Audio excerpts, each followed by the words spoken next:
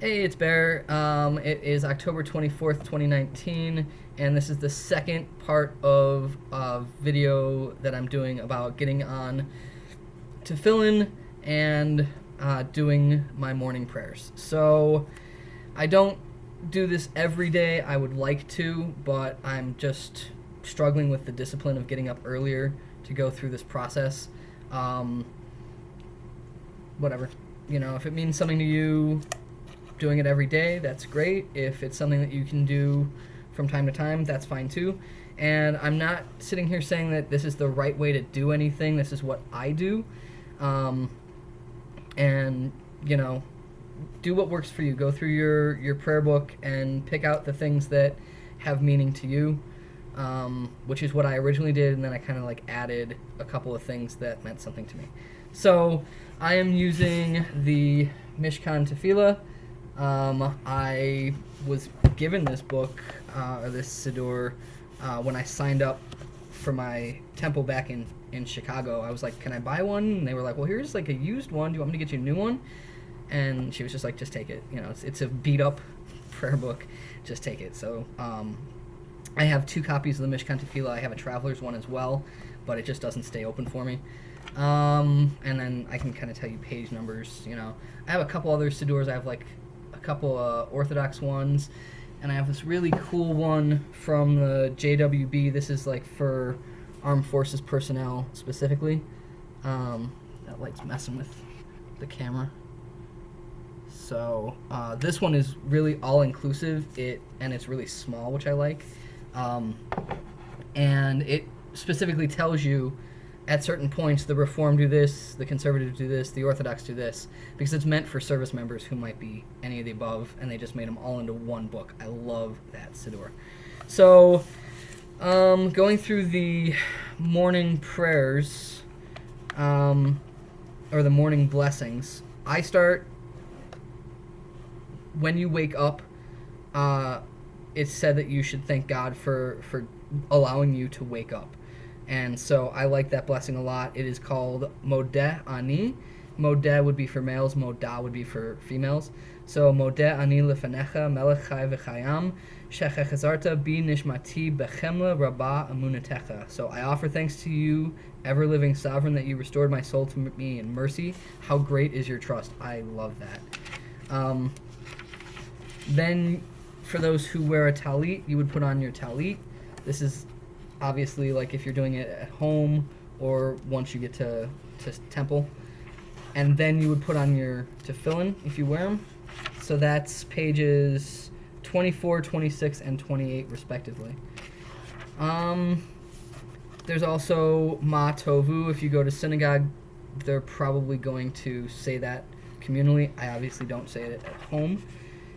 After that, you've got Asher Yitzar, right? So that is thanking God for keeping your body working. And to me, that one is really important, because if you've studied the body at all, you know how easy it is for any one small thing to go wrong and cause lots of issues up to and including death.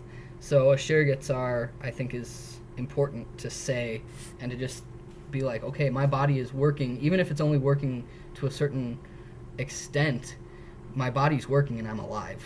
This is also known as the bathroom prayer. The Orthodox say this every time they use the bathroom.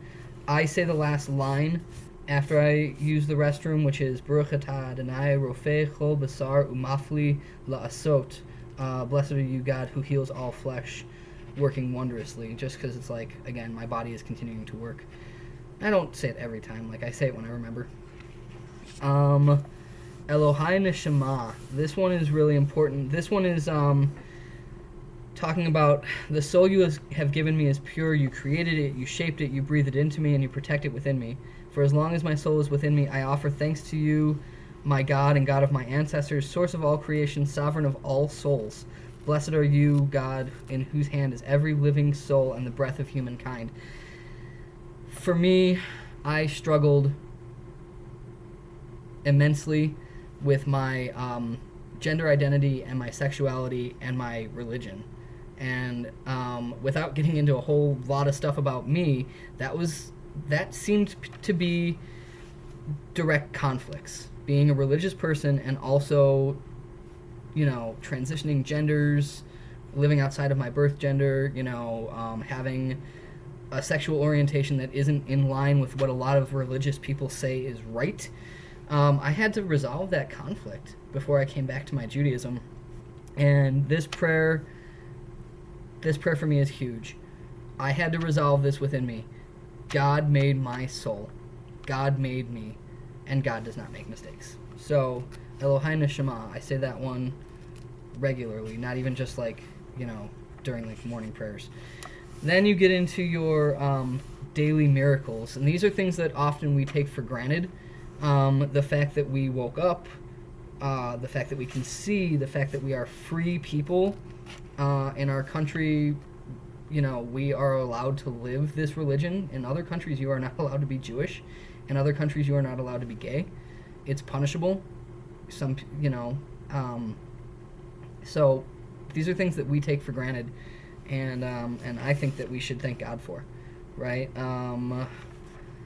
So this goes over 3 pages in Mishkan Tefillah from page 36 to 40.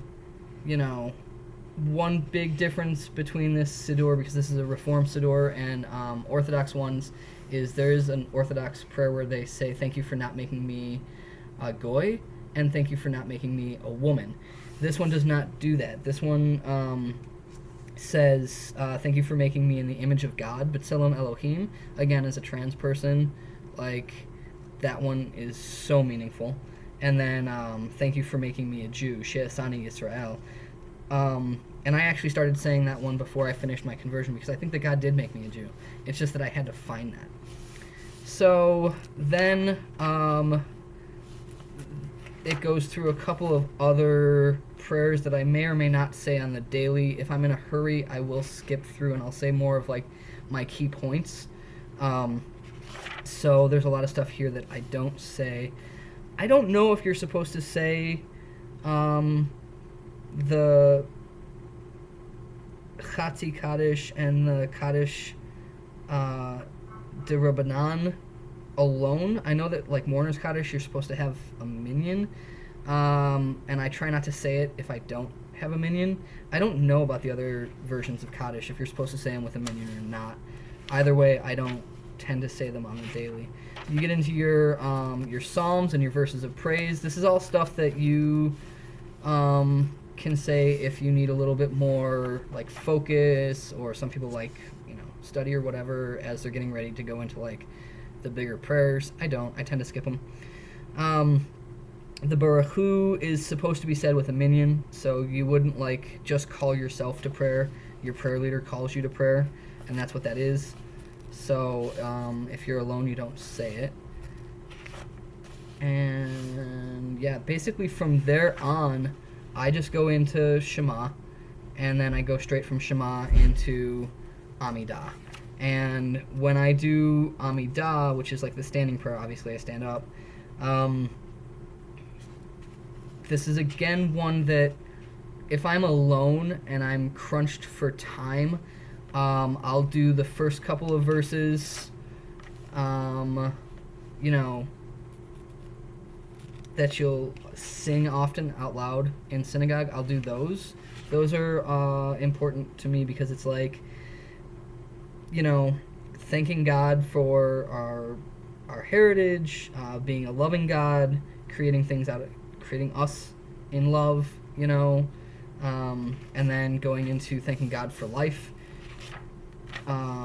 exalting God's holiness, so these are all ones that you do out loud together in synagogue anyway, for the most part. Some congregations don't. They'll do them silently, and then they'll do them aloud together, which is interesting. But those ones I really focus on making sure that I say. If I'm crunched for time, I will skip the next couple, talking about God, loving knowledge and repentance and forgiveness. I often find that synagogues don't give you enough time to say this stuff. When everyone does them together silently, they give you 30 seconds, and then somebody starts playing the piano, like, okay, you should be done. It's not enough time, and I think it's really, really rude. But in those cases, when I'm feeling pressured, I skip them. When I can, I say them all. I think they're important, and I think they're all about, like, thanking God before asking God for anything, which I think is really important, you know. And then we get towards the end, and we have Modimu Nachnu Lach, which is we thank you, and that's kind of the last one, I think, where we say verses of thanksgiving, and then we ask for peace, and then that's kind of the time where you would insert your own personal prayers, and then you have Elohai Nitzor Lashoni. So this one is really big for me. This one is my God, guard my speech from evil and my lips from deception. This one has a lot of interesting backstory that I'm not going to get into, but I try to remember that my focus during prayer is not always 100% on, and I want to just be thank you for listening to my prayer, even though it's not always completely focused. Sometimes I'm in a hurry, sometimes I'm distracted, sometimes I really just want to ask you for things, So right before I say this one, I try to put in my own kind of requests. My prayer is often very thankful.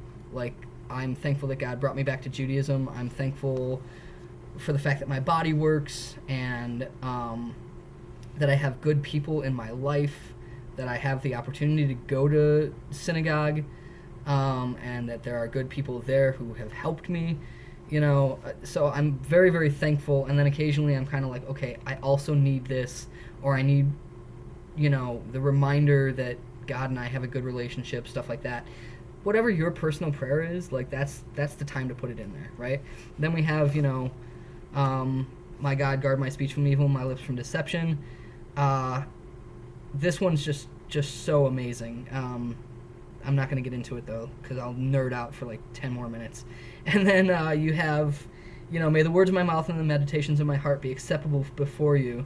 And that's kind of, again, thanking God for listening to your prayers, even though they may not be,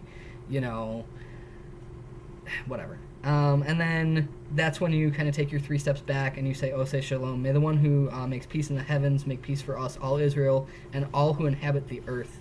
And that's when you bow in your 3 directions, right? Because that's,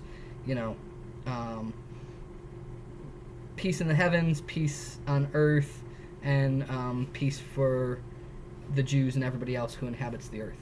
So from there, I'm not really sure if you're supposed to say Aleinu with a minion or not, and I don't really care. I sometimes do it, because I don't want to just finish this really heavy hitting prayer and be done with my prayers. So sometimes I need to kind of come down a little bit, and I'll do Aleinu. I don't do Mourner's Kaddish by myself without a minion, because I don't know, I just don't think, it's just, you're supposed to have a minion, and I like having a minion. And sometimes I go to temple, and there's 3 of us there, and I count that as a minion, but I just don't do it without other people. I don't know what, I've got that stuck in my head. Anyway, so that's the prayers that I go through as far as daily prayers. And then once you're done with everything, it's time to take your tefillin off. And so I'll show how to do that really quick. Basically, the only thing that really matters is you take them off in the opposite order that you put them on. So you undo everything that's on your hand, right? And then just kind of hold on to that for a minute. It doesn't have to be tight when you do this, by the way. It's just kind of you're just holding on to everything, right? Get your boxes and your bag ready, and then you take off the one on your head. You don't say any blessings when you take them off. You just take them off, wrap them up so that they're protected and they're ready to go for your next day. I personally really like the verses about the wings of the dove, and I try to rewrap my tefillin to look like wings. But as long as they're not just kind of thrown back in the bag, because again, these are a holy object. You don't want to just kind of like toss them back in the bag. You want to like put them nicely, right? So I like to do mine like the little wings there. And again, you put them back in the bag in the order that you're going to take them out. I put mine in, or I take them out from right to left, because you read Hebrew right to left. Whatever works for you, it doesn't really matter. And then you go ahead, you take off the arm one. I don't know if you can really see. This light sucks, but probably can't. But it does leave marks on your arm, which I think is kind of cool. It reminds you, hey, I did that, you know. Put on your box, go ahead and rewrap the arm one. Again, everybody does this different. There's no real right way, you know, but I just try to not make them look really sloppy. That's it. That's how I put on my tefillin, what prayers I do. If you sat through both videos and you had the patience to listen to me, I really appreciate it. If you have questions, corrections, whatever, I'm always interested in learning. I'm always interested in the discussion that goes into these things, you know, and I'm into studying. I'm a real nerd when it comes to this stuff, and I really enjoy that aspect of my Judaism. I appreciate that there is so much to learn, even though sometimes that does get a little bit daunting and overwhelming. There again, I did it like, just kind of like little wings. So, yeah, hit me up if you've got any more questions, or if you're like, hey, this is kind of wrong, you know, or if you've got more information. Thank you for watching, and I hope that does something for you if you're curious about whatever, you know. I do these things not because I want like attention for myself, but because I'm interested in sharing, you know, and helping other people out. So hopefully, you know, if you had any questions, that kind of cleared some stuff up and was actually helpful, and not just like me word vomiting at you. Have a good one.